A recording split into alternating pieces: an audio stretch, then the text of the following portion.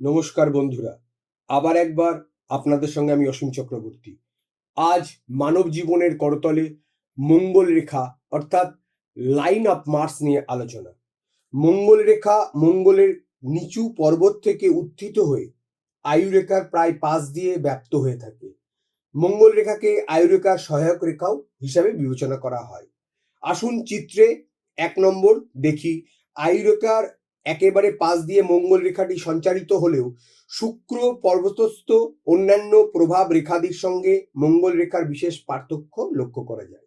এই রেখাটি মঙ্গল পর্বত থেকে উত্থিত হয়ে বলে এই রেখাটিকে মঙ্গল রেখা বলা হয়। এই রেখাটি আয়ুরেখার শক্তিকে প্রবর্ধিত করে এবং ত্রুটিকে অনেকাংশে দূর করে বলে এই রেখাটির আয়ুরেখার সহায়ক রেখাও আখ্যা দেওয়া হয়ে থাকে। সূক্ষ্ম ধরনের আয়ুরেখার পার্শ্বে যদি মঙ্গল রেখা থাকে তবে তা গভীর এবং স্পষ্টাঙ্কিত একক আয়ুরেখা অপেক্ষা উত্তম বিবেচিত হয়ে থাকে। আসুন 2 নম্বর চিত্রে দেখি। যদি আয়ুরেখাটি সূক্ষ্ম, অগভীর ও চওড়া অথবা শৃঙ্খল চিহ্নযুক্ত হয় কিন্তু তৎসঙ্গে যদি মঙ্গল রেখা বিদ্যমান থাকে তবে উক্ত জাতক বা জাতিকা শারীরিক দিক থেকে দুর্বল হলেও আভ্যন্তরীণ প্রাণশক্তির প্রাচুর্য হেতু গুরুতর দৈহিক সংকট থেকে পরিত্রাণ লাভ করে থাকে। যদি আয়ুরেখাটি গভীর এবং স্পষ্টাঙ্কিত হয় এবং তৎসঙ্গে যদি মঙ্গল রেখাটি বলবান পরিলক্ষিত হয় তবে উক্ত জাতক বিশেষ প্রাণশক্তি সম্পন্ন, অত্যন্ত সহ্যশক্তিযুক্ত এবং বিশেষ উদ্যমযুক্ত বা আগ্রাসী মনোভাবযুক্ত হয়ে থাকেন। আসুন 3 নম্বর চিত্রে দেখি।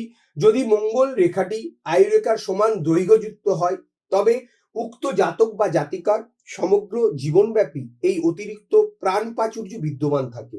কিন্তু যদি মঙ্গল রেখাটি আয়ুরেখার কোনো অংশের দৈর্ঘ্যের সমান হয় তবে ওই বয়স সীমা পর্যন্ত উক্ত জাতক বা জাতিকার মধ্যে ওই বয়স পর্যন্ত অতিরিক্ত প্রাণ প্রাচুর্য বিদ্যমান থাকে।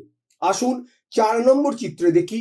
যদি আয়ুরেখাটি ত্রুটিযুক্ত পরিলক্ষিত হয় অথচ মঙ্গল রেখাটি আয়ুরেখার সেই ত্রুটিযুক্ত অংশ ছাড়িয়েও আরো দূর পর্যন্ত বিস্তৃত হয় তবে আয়ুরেখাস্থ ত্রুটিযুক্ত বয়সকালে আভ্যন্তরীণ প্রাণ প্রাচুর্য হেতু সংকট তেমন মারাত্মক আকার ধারণ করে না।